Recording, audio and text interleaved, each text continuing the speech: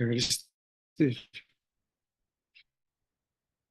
so we ended off yesterday in the middle of 49a, Mem Tes Amud Aleph. And we actually turned over to Nun Amud Aleph. We started a discussion, Mem Tes Amud Aleph, about the Mishnah. The Mishnah said that um, if a husband is using his wife's property, meaning a wife can bring a property into the marriage in one of two ways. One is called nichsei malug, and one is called nichsei tzon barsel. Either, let's say she has a lot of property before she got married. So what could she do? She could basically give that property over to the husband. They evaluate it, and they put it into the ksuba, the amount that the property is worth. And basically, if in the case of death or divorce, he owes her the value, whatever that money is as part of the ksuba. He owes her the money. However, the actual property belongs to him. That's one way. That's not what our Mishnah is talking about because he's allowed to use his own property. The other way to do it, though, is called nichsei malug. Nichsei malug is, let's say she wants to keep the property. So what you do is basically you give the husband a right. He gets a right as a part of the ksuba. They establish that he gets a right to her property. He gets to use the field and eat from the produce of the field as long as they are married. But if in the case that he dies or they get divorced, so she gets the property, back. So let's say he's using her property for now 3 years and she doesn't say anything about it. So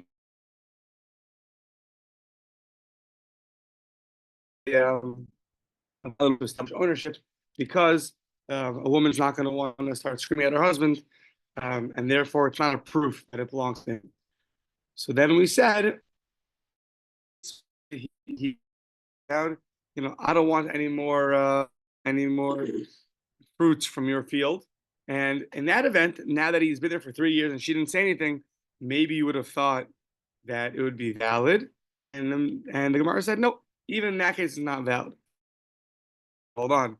Who said a way to transfer ownership actually works? You can't just say, I don't want this anymore.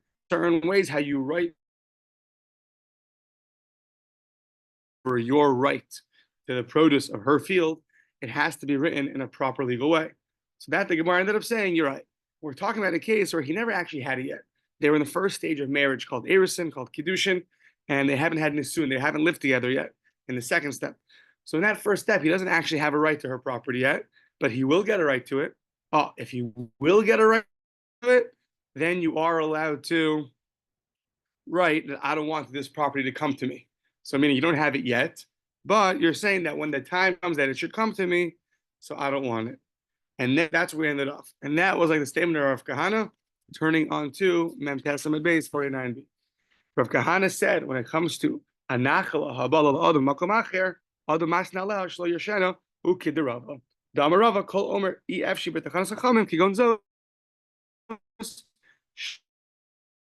So Rav Kahana said that when there's a property, when there's something coming to you, from somewhere else, so a person can stipulate that he doesn't want to inherit it.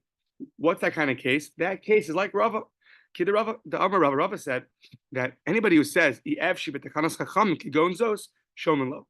a certain case where the Rabbanan said something is coming to you, a certain piece of land, some rights is coming to you.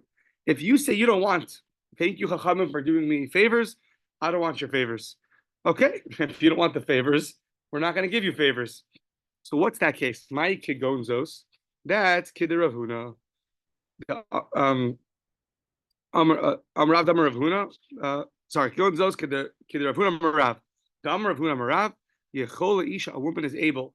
Shetomar labala, she can tell her husband, Eini nizonis ve'eini yosef. A woman, they enacted that she gets a right to, he has to feed her, he has to provide for her, and she has to, in return, do certain work for the husband. That was part of the ksuba. And they did this for the woman, that the woman should be sustained. If the woman decides to say, Eini nizonis ve'eini yosef, I don't want to be sustained, an enactment that was done for her favor, she's allowed to go back on it. When it comes to something biblically, so if it's biblically coming to you, then you can't get out of it. But unless you do it in a proper legal way. But when it comes to certain things that are only rabbinic, that were made in your favor, or that were coming to you, like the case over here that the woman gets sustained from her husband, he does not have to. So too, back in our Mishnah, we're talking about a case where they're in the first stage of marriage, and he gets a right. He gets a right when they get fully married to use her field, and on that we say, if he writes, "Dinu dvarim ein li b'nechsayich," I don't want that future right. So we say, okay, fine, no problem. You don't have to have it. And therefore, when they would get married, he would not have a right to her field. And now, let's say he's on that property for 3 years, the property that he refused to accept when they had their second stage of marriage. And in those 3 years, the woman did not say anything. She kept quiet. Maybe you would have thought he established a chazaka. He established a legal right to the land. Kamash Malan, the Mishnah taught us that no, that a woman, it's not like her nature to start screaming and protesting against her husband. So therefore, the lack of her protest does not establish a legal right to the husband on that property. Okay. So back on this Mishnah, we're now going to ask. We said chazaka ein lo. He doesn't have a chazaka. He doesn't have what we saw the whole parak basically is that when you're on a field for long enough time and someone doesn't protest, it's really a proof that it's yours. Because look, why didn't they protest?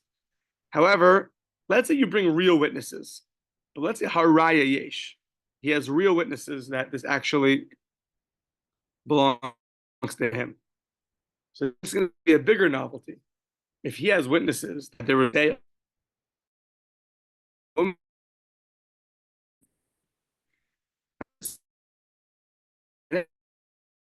and sell it to him. So the Mishnah you don't have, you have. So on that part, true. He must all he made him nachas ruach. I appeased him. So just because you have witnesses that saw me sell something, or we wrote in a document, but the woman saying that's just nachas ruach. I didn't actually mean. I never had full intent to sell it to him. So Milo Tanan, did we not learn in the Mishnah the following case? So so what's this case? So owes his wife death or a divorce, and he would die or get divorced and have cash to pay her. He doesn't have enough movable items, metaltalin, cash, or maybe cars.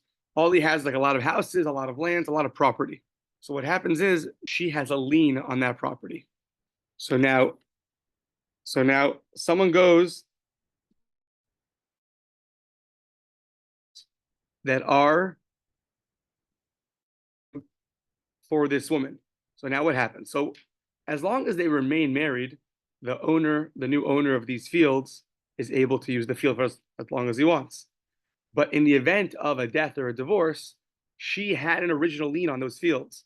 So she can come and collect from those fields, even though they're in the hands of somebody else. So if Reuben's the husband and he sells Shimon all of his land, and then Reuben gets divorced or Reuben dies, so the lady can come with her ksuba and say, basically, these really belong to me in the event of a death or a divorce. So the owner's smart. So what does the owner do? He goes to the woman afterwards. The chazar v'lakach min ha'isha. He wants to buy that right to the lien. So he pays, $1 million for the property from the husband, buys all the estates. And then he goes to the woman and says, I want to buy from you a lien on the property. This way, in the event that he dies or he gets divorced, you cannot come and say, oh, by the way, I have a ksuba. Look, he'll bring a document saying you sold me that right. So that's what the owner wants to do.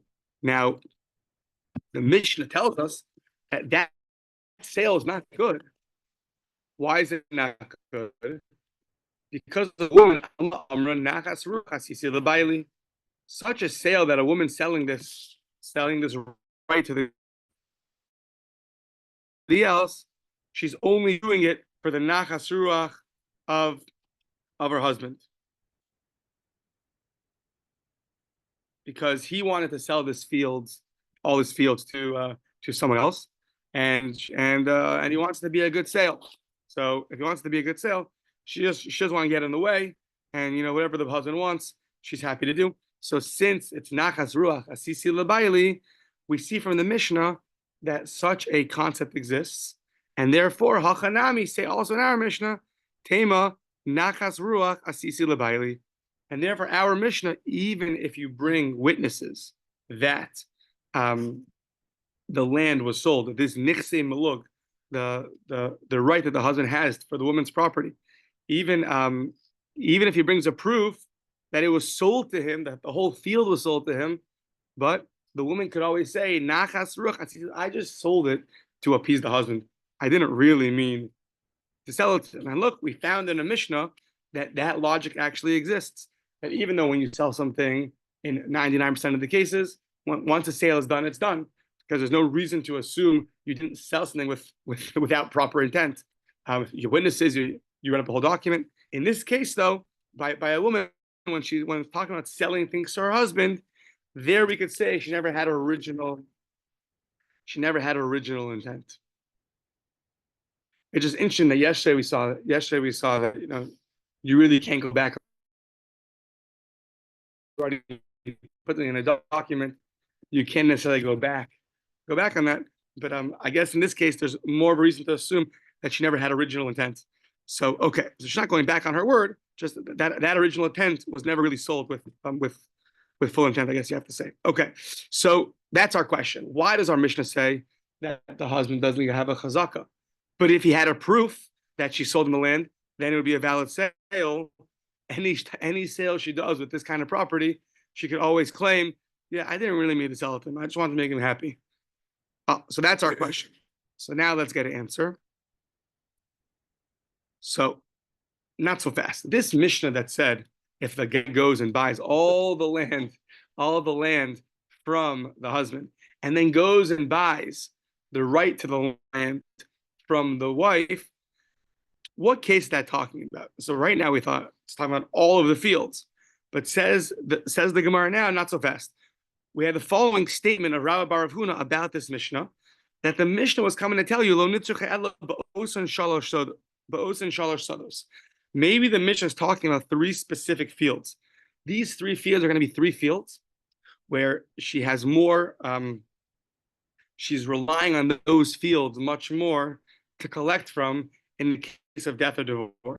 So what are these three fields? Ela ba'osan shalosh sados. Achas shekasala b'ksuvasa. One of the fields he specified in the ksuba. So now imagine, let's say the ksuba cost, I don't know, $20,000. This guy has, $10 million property. So even though all the fields are really, she has a lien on all the fields, but he specifies, in this case of death or divorce, I'm going to give you a specific mansion over there in the Bahamas. That's going to be yours. But the other fields, so he specifies this field. So now she's more, she's depending more on that field. That's more interesting to her, that field. And therefore, so since that's true, that he designated for her, not going to sell that field. So if she told her right to collect from this field, they didn't really mean that's one field. Going on to Aleph. One achas sheyichid la b'ksuvasa. So the Rashbam explains he didn't write this field in the actual document. After they were married, he was miyachid la, meaning he designated this field for her.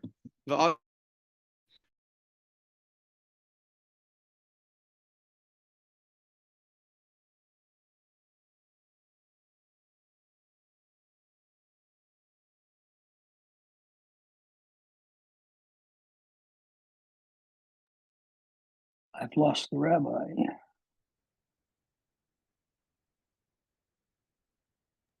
Yep, the rabbi appears to be lost.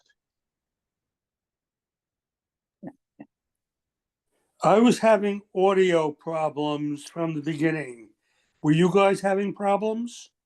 A little Yes. bit. There was a little bit of breakup. Yeah, it was a lot of breakup. I'm going to reboot the server, the router sometime today at the shul, I think.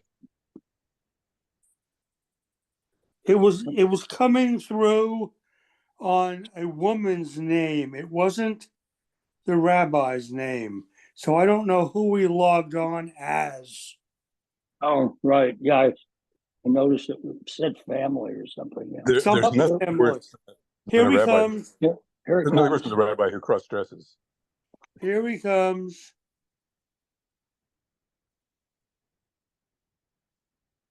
Yep. Rabbi, are you there? And he just left again.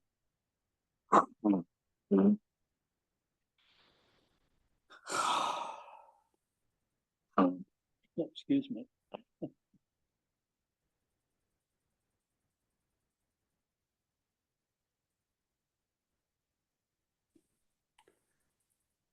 Maybe the wife doesn't want to sign away her property. Okay.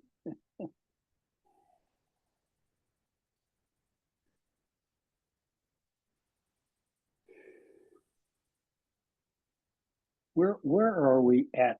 I just got lost at the end here. We're at the top of 50A, but didn't get very far. 50A. Oh, okay. Thank you. Thank you.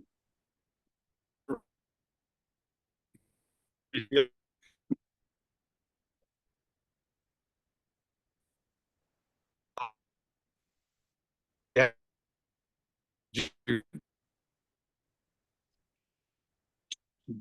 You're not coming through this. Now You're the not guy goes coming and buys through. all the feet from the Oh. husband. Afterwards he goes. It's not clear. It's breaking up completely.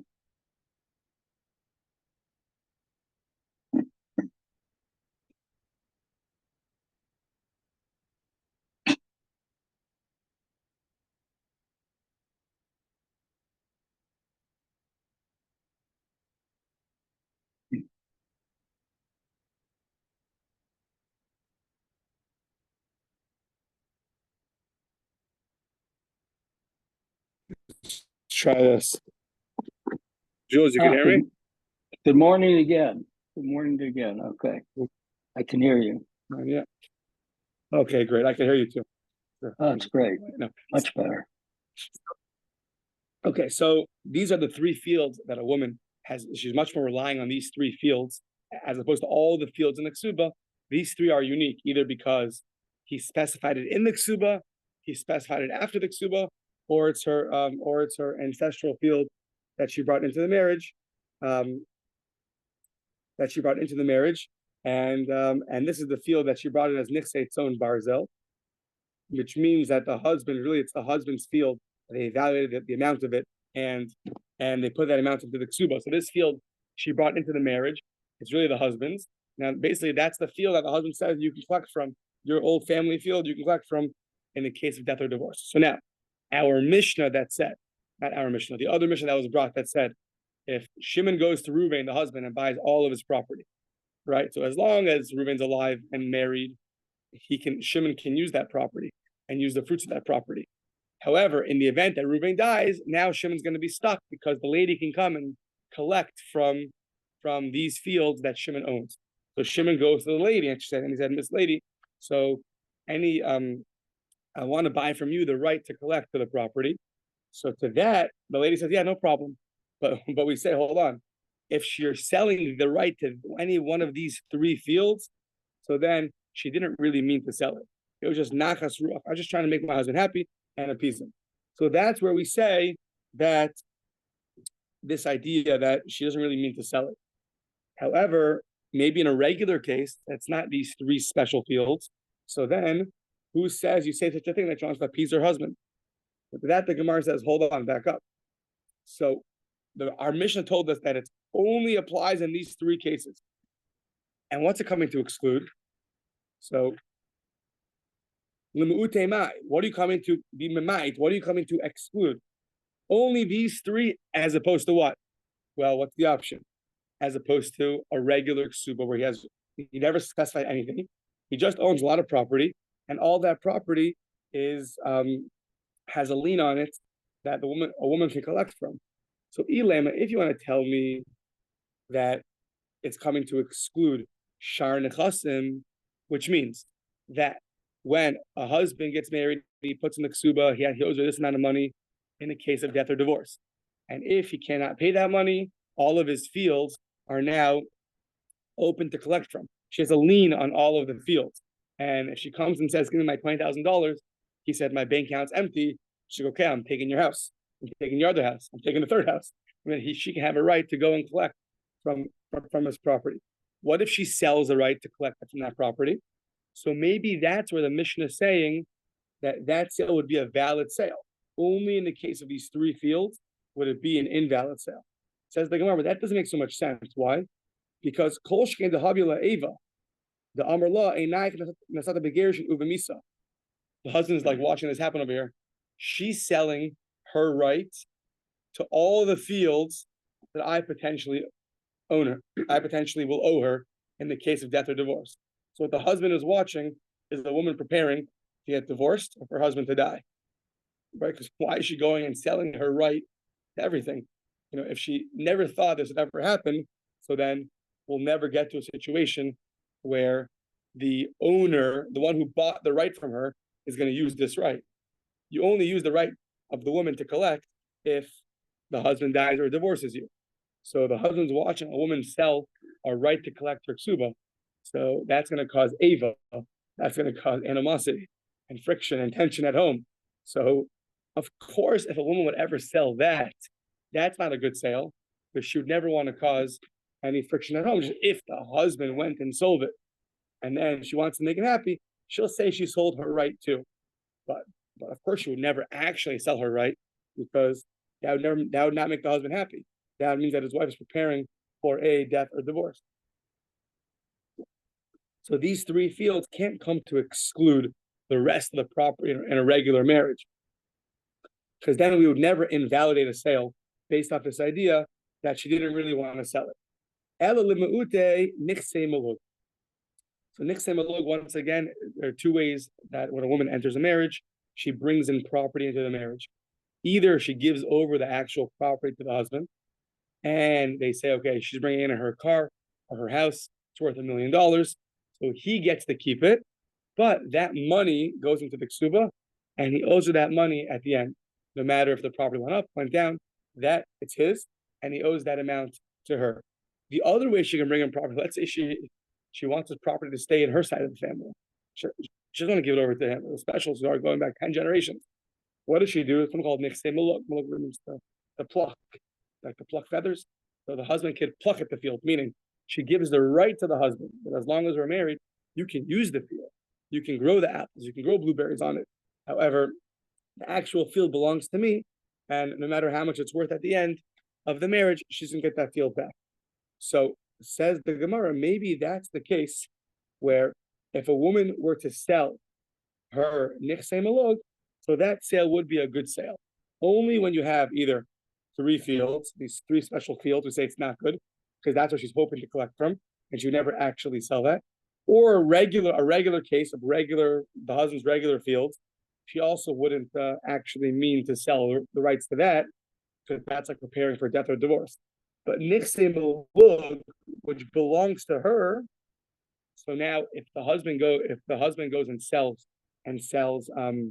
his property, and one of the things the husband sells is his nichse malug rights, his right to use the woman's field, and then the guy goes to the woman and says, can you sell this to me?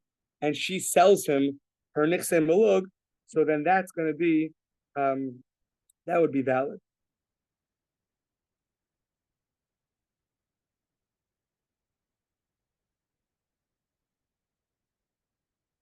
Yeah.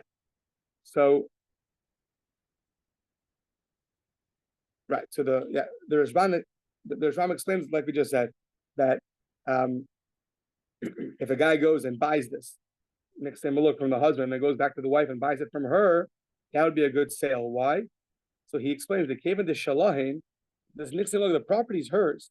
So Amy Yagur Mebaila, she's not really, scared of the husband. And she could protest the husband to not sell these fields because they belong to her. And below matis amras nachas ruach hasisi lebaili. We're not going to believe her when you sold your own property. So you can't come and say, "Oh no, I'm trying to appease my husband." When you're selling a right to collect from his property, then you could say that I'm just trying to appease him. Okay. So we finally coming back to our Mishnah.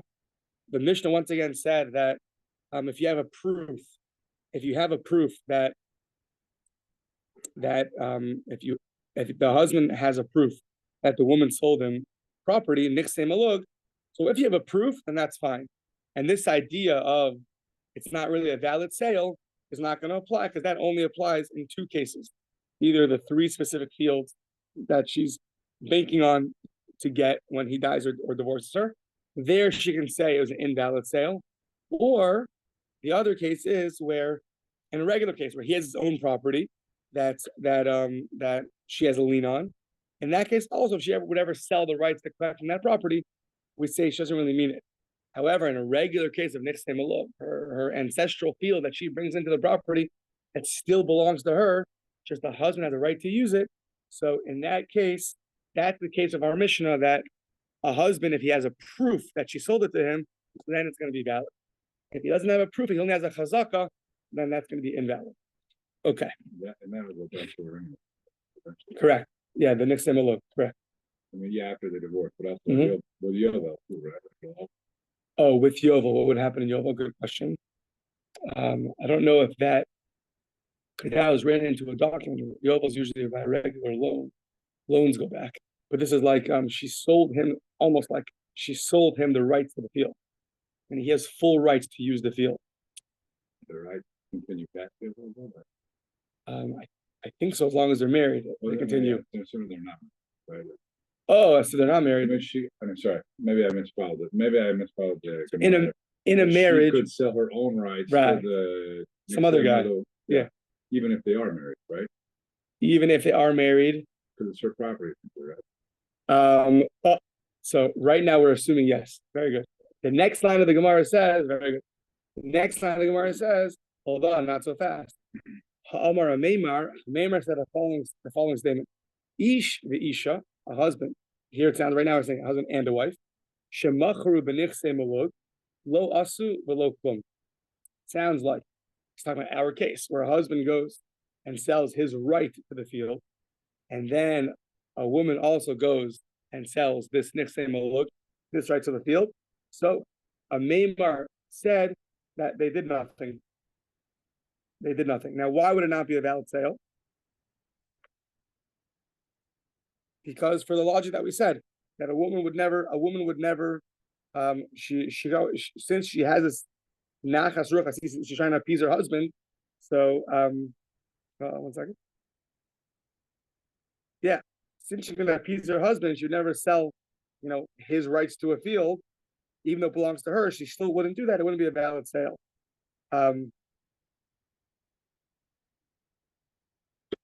Yeah. So a meimer sounds like this would not be a good sale. That this kind of deal, if the husband sells it to the guy and then the woman sells it, a meimer seems to say this is also included under the other cases of nachas ruach hasisi l'bayli, even though it's her field, but she still is allowed to say, oh yeah, when I sold that, I didn't really mean to sell it. It was just the guy came and bought it for my husband, and then he came.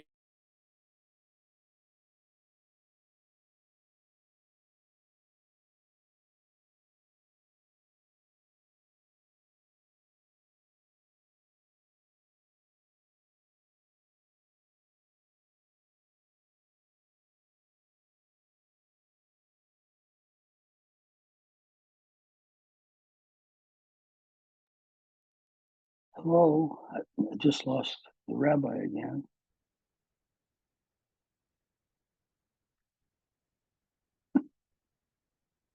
We all did. Oh. At least it's not just picking on me.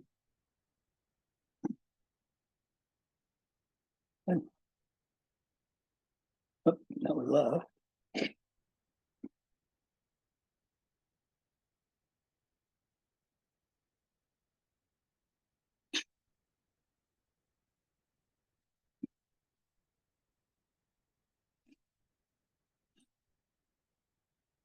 Did we forget to pay our bills?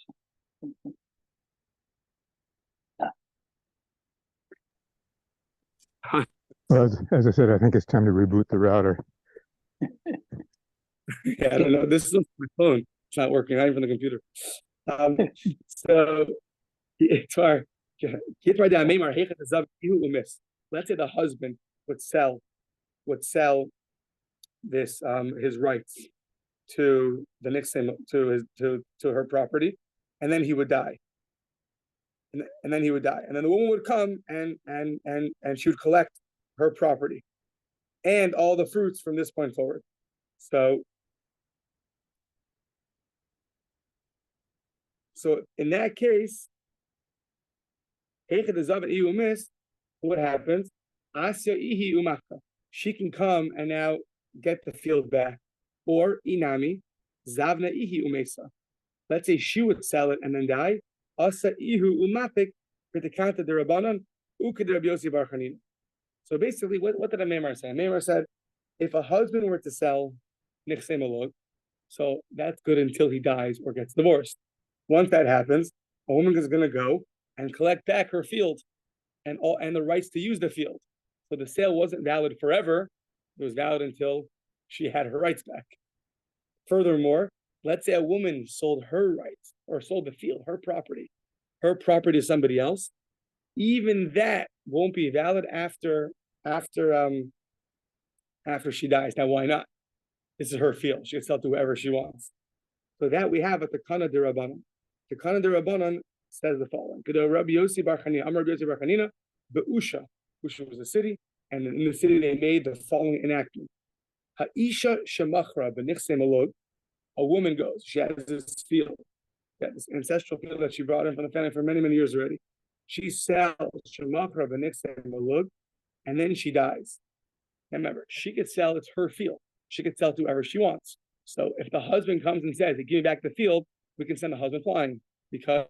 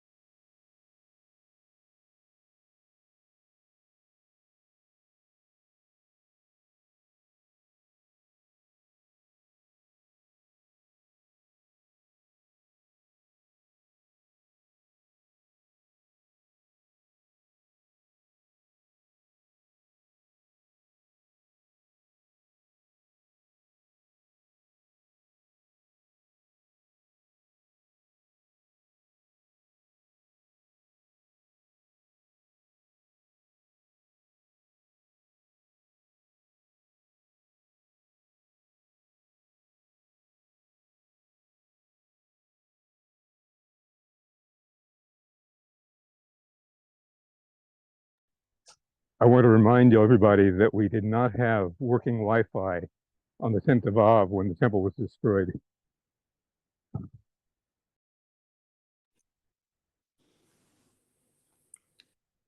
That could be part of the issue. I had to get us so that we couldn't talk about it anymore. I'd say.